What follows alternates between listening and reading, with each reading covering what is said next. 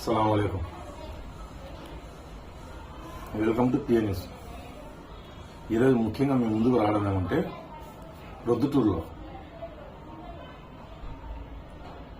Ambulance mafia ఎక్కువైపోయింది. Ambulance లేని mafia అయిందంటారేమో. ఇప్పుడు మన ప్రభుత్వ గవర్నమెంట్ హాస్పిటల్ ఉంది, 350 పడకల జిల్లా ఆసుపత్రి ఎల్లుంట రోడ్లో. ఇప్పుడు ఎవరన్నా విషయం తాగో యాక్సిడెంట్ అయ్యో హాస్పిటల్కి వస్తే దారి మధ్యలో చనిపోవడమో లేదు హాస్పిటల్కి వచ్చిన చనిపోవడమో జరిగినప్పుడు ఆ మృతదేహాన్ని తీసుకొని పోవాలంటే మనకు ప్రభుత్వ హాస్పిటల్లో వెహికల్ లేదు. దాన్ని ఆసరా చేసుకుని ఆ చుట్టుపక్కల ఉండే ఒక మెడికల్ స్టోర్ అతను 2 అంబులెన్స్లు పెట్టాడు అక్కడ, ప్రైవేట్ అంబులెన్స్లు. అతని పని ఏంది, హాస్పిటల్ ఎవరైనా చనిపోయినారంటానే అతనికి ఫోన్ పోతుంది. హాస్పిటల్లో పనిచేసే వ్యక్తులు అతనికి ఫోన్ చేస్తారు. ఫోన్ చేయడం, ఫలానా వ్యక్తి చనిపోయాడు, అంబులెన్స్ కావాలా. ఈ వ్యక్తి ఏం చేస్తాడు, రీసెంట్గా నేను కనుక్కునేది, ఒక మృతదేహం వేంపల్లికి తీసుకొని వెళ్లాల్సి ఉంటే 6,000 రూపాయలు డిమాండ్ చేసినాడు. 6,000 రూపాయలు, అక్షరాలు 6,000 రూపాయలు. బతికి ఉండే మనిషి ఆర్టీసీ బస్సులో వస్తే 60 రూపాయలు ఛార్జీ. దానికి 10 ఇంతలు వేయి, 600. 20 ఇంతలు వేయి, వద్దు పోయి 50 ఇంతలు వేయి, 3,000 తీసుకో, మృతదేహం కాబట్టి. 6,000 ఏందయ్య అది, 6,000. ఇతని చరిత్ర ఏంటంటే, ఆ మెడికల్ స్టోర్ అతని చరిత్ర. ఇతను డానే, నేను చెప్పిన విధంగా నేను కిందసారి నేను పెట్టిన న్యూస్లో డాన్ అని పెట్టిన. డానే వాస్తవంగానే నేను కనుక్కున్నా. నేను ఎందుకు డాన్ అంటున్నా అంటే, ఇతను గతంలో ప్రభుత్వ ఆసుపత్రిలోనే అంబులెన్స్ డ్రైవర్గా చేసినాడు. అక్కడ పరిచయాలు పెంచుకొని హాస్పిటల్లో పనిచేసే వాళ్ళని పట్టుకొని అక్కడే ఒక మెడికల్ స్టోర్ పెట్టుకొని 2 అంబులెన్స్లు మెయింటైన్ చేసుకుంటాడు. ఆడ శవం పడిందంటే ఇతని పండగ. నేను ఫోన్ చేసి అడిగిన అతనికి, ఏమన్నా ఇంత ఘోరమా, ఇంత ఛార్జ్ చేస్తున్నావా అని. అతను ఏమంటాడు, అన్న ఎవరు పేరు చెప్పన్నా, నా దగ్గర దాదాపు 10-12 ఏళ్ల రికార్డు ఉంది అంటున్నాడు. 10-12 ఏళ్ల రికార్డు ఉందంట అతని దగ్గర.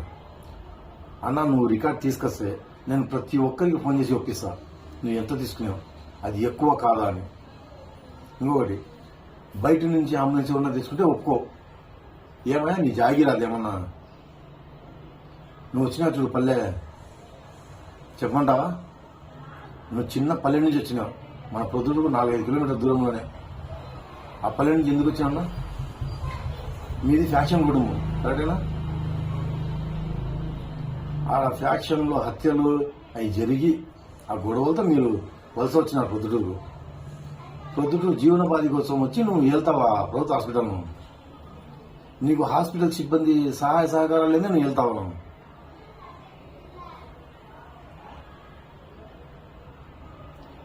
అన్న ప్రొద్దుటూరులో 42 వార్డులు 48 వార్డులు ఉన్నాయి.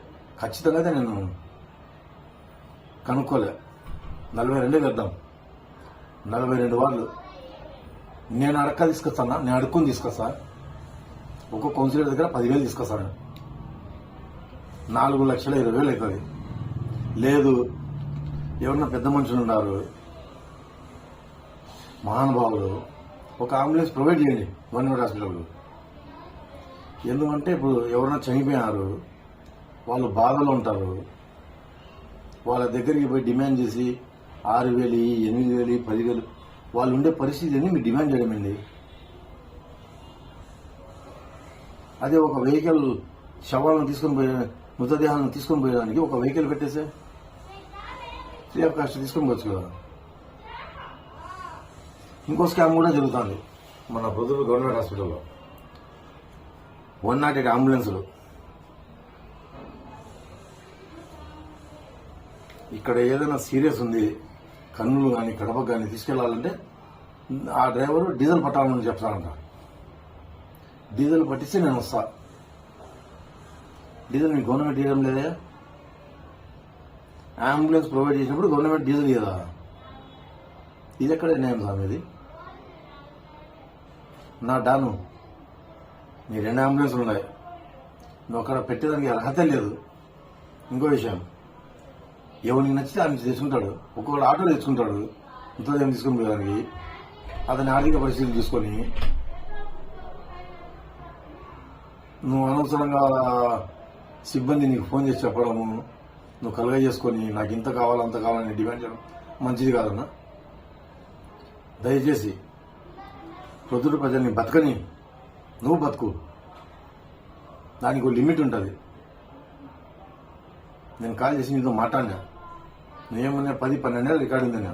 నువ్వు తీసుకురా ఇక్కడ డిబేట్ కూర్చుందాం ఇద్దరం. ప్రతి ఒక్కరికి ఫోన్ చేస్తాను, కనుక్కుందాం. నువ్వు డబ్బులు ఎక్కువ ఛార్జ్ చేసినావా లేదా నేను నిరూపిస్తా.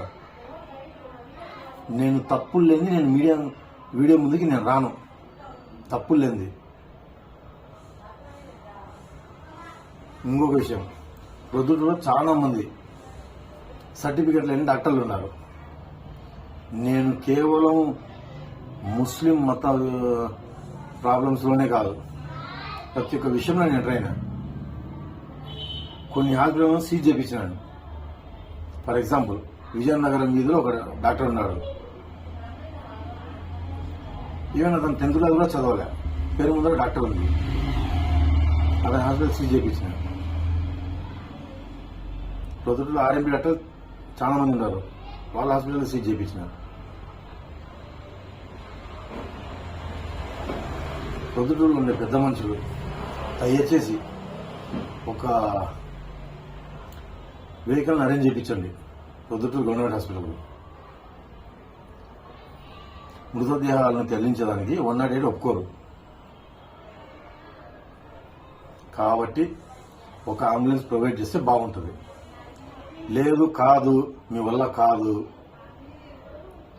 మీరు నాకు మెసేజ్ చేసినా కానీ వాట్సాప్ నెంబర్ కింద పెడతాను, డిస్క్రిప్షన్లో వాట్సాప్ నెంబర్ ఇస్తా. ఆ నెంబర్కి మీరు మెసేజ్ చేసినా కానీ నేను అడగచ్చాయా, ప్రొద్దుటూరు ప్రజల కోసం నేను అడగచ్చా, భిక్షం ఎత్తుతాను.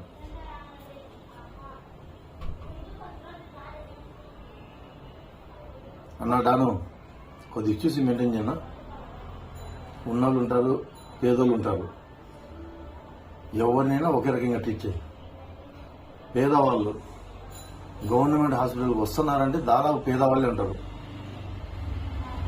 శవాల మీద చిల్లర ఎక్కువ అది.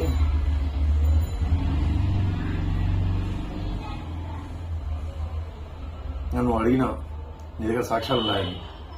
నెక్స్ట్ వీడియో కేవలం నీ మీదనే పెడతాను. నీకు సాక్ష్యాలు కావాలి కదా, సాక్ష్యాలు పెడతాను. ఓకేనన్నా? దయచేసి పేదలు మాత్రం ఇబ్బంది పెట్టాలి. ఆ రక్తం కూడా నీకు రాదు. శవాల మీద చిల్లర లేకుంటాను చూడు, ఆ రక్తం కూడా తినలేవు. తిన్నా కానీ బరువే నీకు. ఈరోజు కాకపోయినా రేపు నువ్వు లెక్కదాలు చెప్పాల్సిందే. నాకు కాకపోయినా పైవానికి చెప్పాలా. దేవుడు అంటాడు ఒకడు ఉంటాడు, దేవునికి సమాధానం చెప్పుకోవాలా. నాకు ఒక ఆటో వాడు ఇన్ఫర్మేషన్ ఇచ్చాడు, నేను దాని మీద ఎంక్వైరీ చేసుకుంటే తేలింది ఇది. ఏది, మన వేంపల్లి మృతదేహం తీసుకుని పోవాలంటే 6,000 తీసుకునే ఉంటారు. కడపకు 8,000, 10,000. ఏమయ్యా, యాడికి చెప్పు? నీకు న్యాయం అనిపిస్తుంది డబ్బులు? రక్తం కూడా ఉన్నది. ఏదో మంచి అర్జెంటులో మృతదేహం ఇంటికి తీసుకొని పోవాలనో, పేషెంట్ను బయట హాస్పిటల్ తీసుకొని పోవాలనో, ఇబ్బందుల్లో నువ్వు వాళ్ళని కూడా పిలిచి తింటున్నావంటే యమదూతవా? నువ్వేమన్నా యమదూతవా?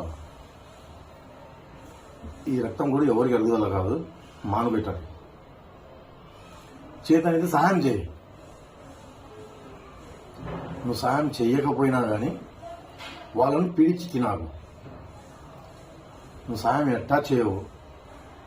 నువ్వు ఈ విధంగా పీడించి తింటావంటే నువ్వు సహాయం చేసే వ్యక్తి అయితే కాదు. నాకు తెలిసి నీకు ప్రభుత్వ ఆసుపత్రిలో స్వీపర్ దగ్గర నుంచి పై అధికారి వరకు లింకులు ఉన్నాయి. నువ్వు 6,000 తీసుకుంటున్నావంటే నీకు మృతదేహం తల్లిచ్చేదాని కోసం అంబులెన్స్ కోసం ఎవరు ఫోన్ చేస్తావో వానికి 1000 నుంచి 2000 కమిషన్ ఇస్తాము. అది కూడా తెలుసు నాకు. ఏమయ్యా హాస్పిటల్ సిబ్బంది మీకు సిగ్గు లేదా? గవర్నమెంట్ సొమ్ము తింటారు కదా మీరు జీతం విధానంలో. మళ్ళీ మీకు ప్రైవేట్ కావాలన్నా? ఓ పని చేయండి, కాటి కాపరి పని చేసుకోండి, అడక్క తినండి, అదే హాస్పిటల్లో బొచ్చ పట్టుకుని కూర్చోండి. సిగ్గుందా ఇక్కడ పని చేసేదానికి?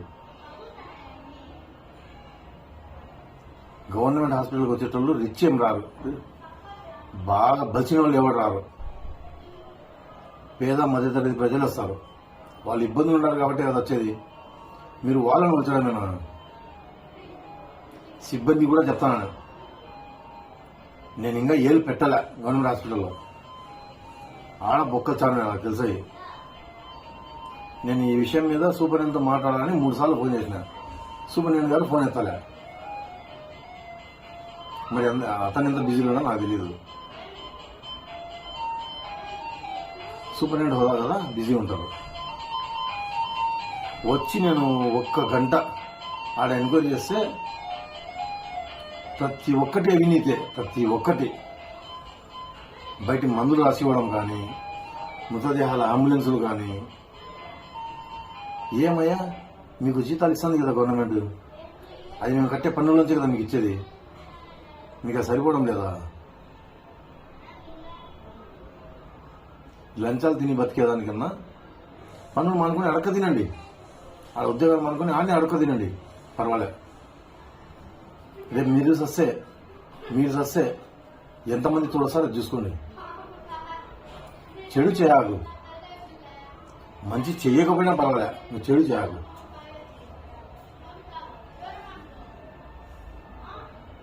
నెక్స్ట్ వీడియో చేసినప్పుడు ఈ మన అంబులెన్స్ డాన్ సాక్ష్యాలు అడిగినారు. ఆ సాక్ష్యాలు ఇంకా మన గవర్నమెంట్ హాస్పిటల్లో జరిగే అవినీతులు దాని మీద పెడతా ఇంకో వీడియో. ఓకే అన్న, గుడ్ బై.